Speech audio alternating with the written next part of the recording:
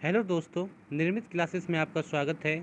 आज हम Lucent history में तुगलक वंश के बारे में पढ़ेंगे और देखेंगे कौन कौन सा क्वेश्चंस आपके एग्जाम में पूछा जाता है। तो चलिए स्टार्ट करते हैं और आप ये वीडियो पूरा देखिए ताकि आपका कोई भी क्वेश्चंस ना छूटे। और अगर तुगलक वंश से कोई भी क्वेश्चंस आएगा तो डेफिनेटली उसको आप करके आएंगे। तुगलक वंश के बारे में सबसे पहले याद रखना है कि तुगलक वंश का संस्थापक कौन है।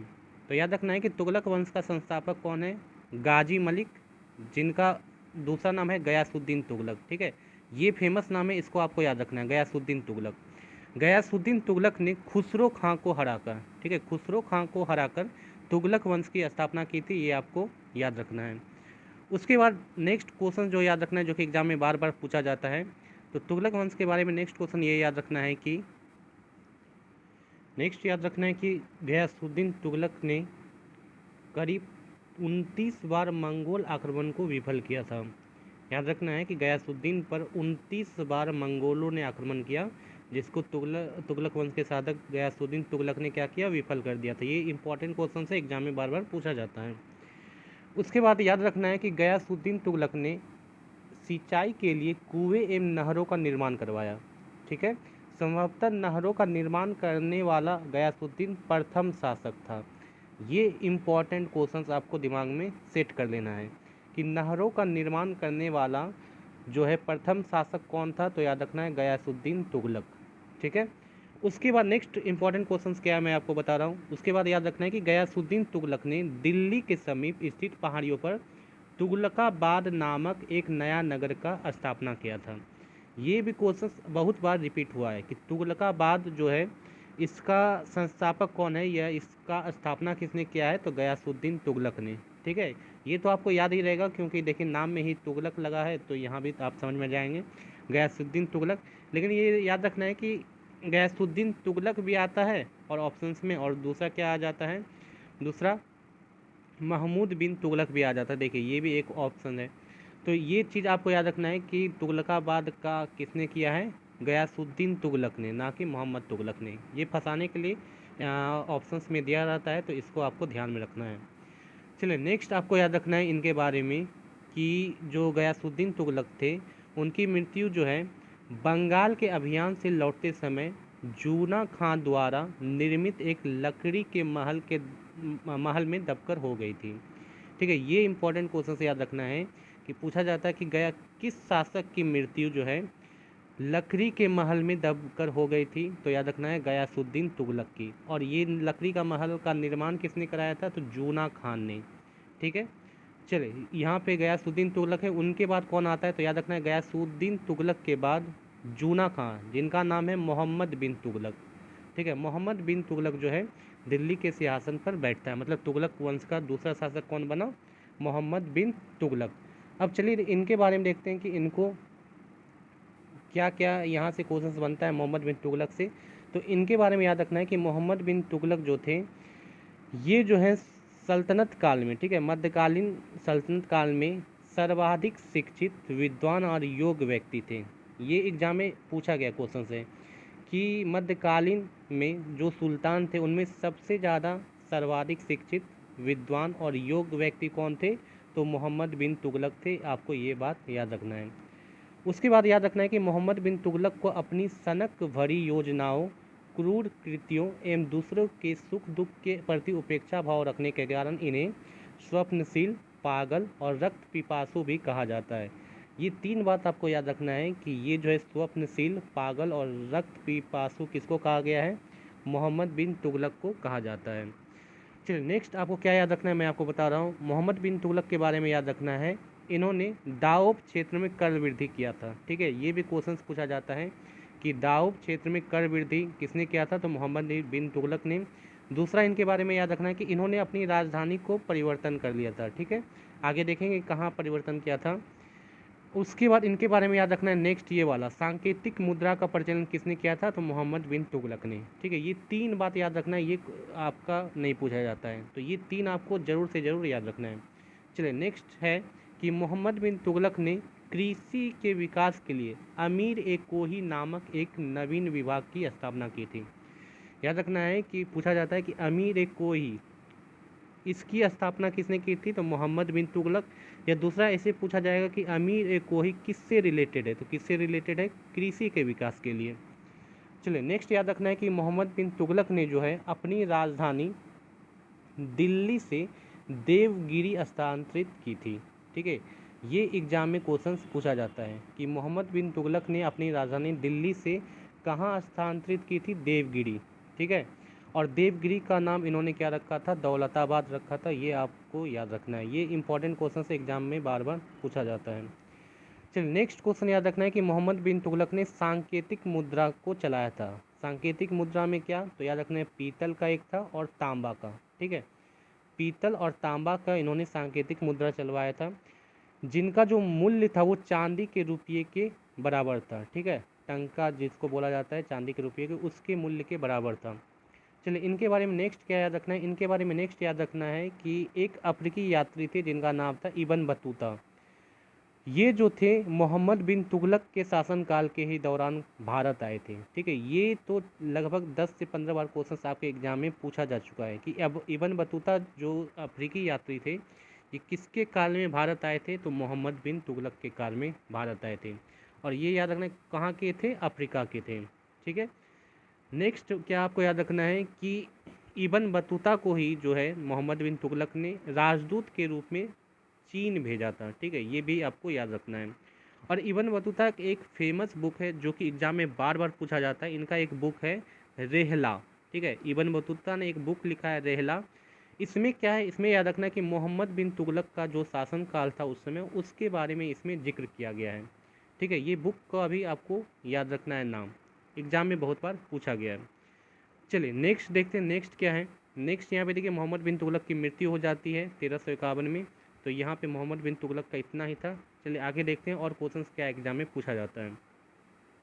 अब यहाँ पे एक क्वेश्चन मोस्ट इंपॉर्टेंट है, इसको भी आपको याद रखना है कि मोहम्मद बिन तुगलक के शासनकाल में ही दक्षिण में, ठीक है, हरिहर और बुक्का नामक दो भाइयों ने विजयनगर की स्थापना की थी। एक राज्य की स्थापना की थी जिसका क्या नाम है? विजयनगर। ठीक है, 1336 ईस्वी में। ये भी आपको याद रखना है। देखिए एग्जाम में क्वेश्चंस कैसे बनेगा? एग्जाम में क्वेश्चंस ये बनता है कि जो हरिहर और बुक्का थे, जो दो भाई, इन्होंने विजयनगर राज्य की स्थापना की थी।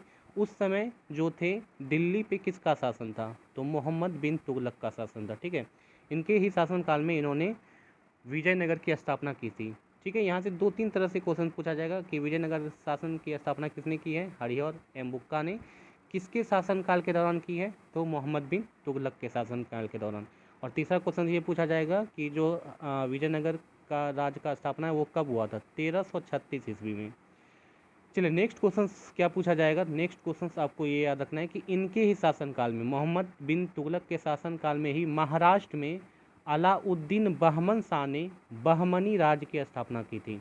ठीक है, ये भी आपको याद रखना है कि बहमनी राज्य की स्थापना किसने की है? अलाउद्दीन बहमन शाह। ठीक है, और शासनकाल किसका था दिल्ली पे? तो मोहम्मद बिन तुगलक का। चलिए नेक्स्ट क्वेश्चन देखते हैं। नेक्स्ट क्वेश्चन एग्जाम में और क्या क्या पूछा जा सकता है, तो इनके बारे में नेक्स्ट जो है इम्पॉर्टेंट मैं आपको बता रहा हूँ, क्योंकि सारा इम्पॉर्टेंट क्वेश्चन ही आपको याद रखना है। बाकी सब क्वेश्चन याद करने से आपको कोई फ़ायदा नहीं होगा, क्योंकि यही सब क्वेश्चन जो है एग्जाम में पूछा जाता है। चलिए नेक्स्ट याद रखते हैं यहाँ पे कि जो मोहम्मद बिन तुगलक थे, इन्होंने जजिया एवं ज़कात को कर जो है उसको वसूलने का आदेश दिया था। ठीक है, जजिया और ज़कात कर वसूलने का आदेश किसने दिया था?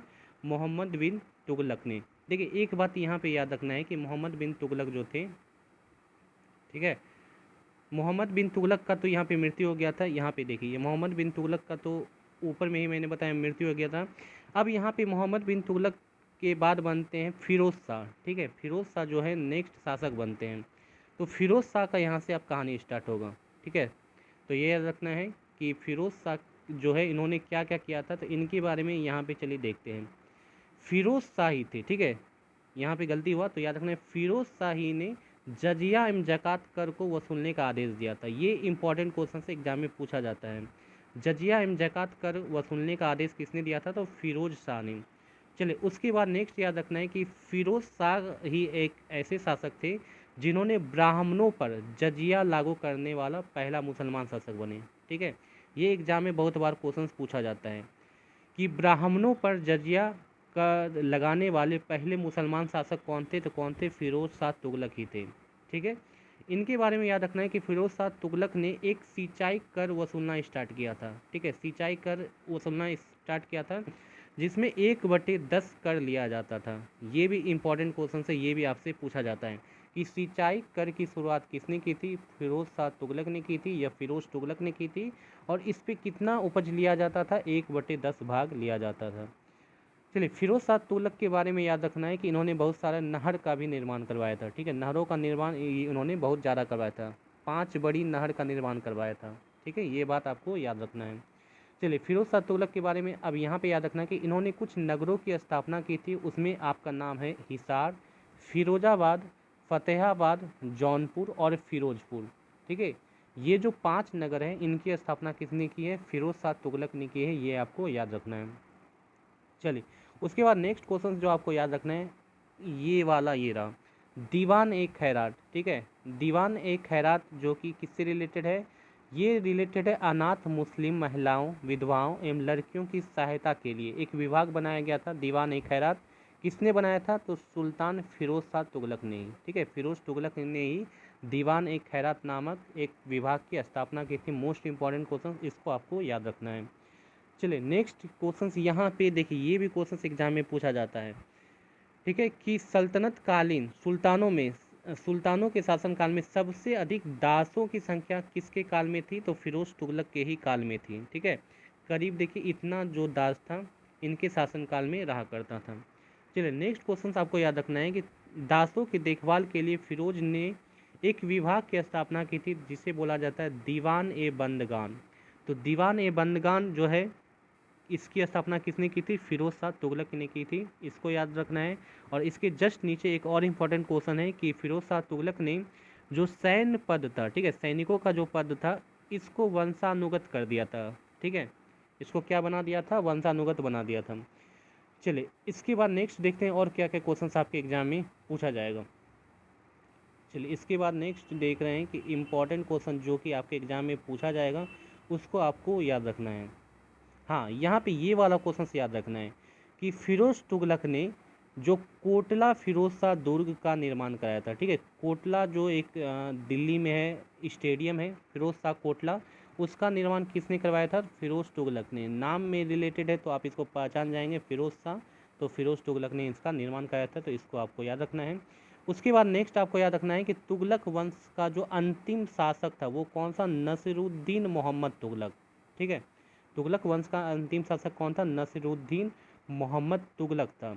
और इसके बारे में जस्ट एक पॉइंट सिर्फ आपको ये याद रखना है कि तैमूर लंग ने सुल्तान नसरुद्दीन मोहम्मद तुगलक के समय ही दिल्ली पर आक्रमण किया था। ये इंपॉर्टेंट क्वेश्चन है।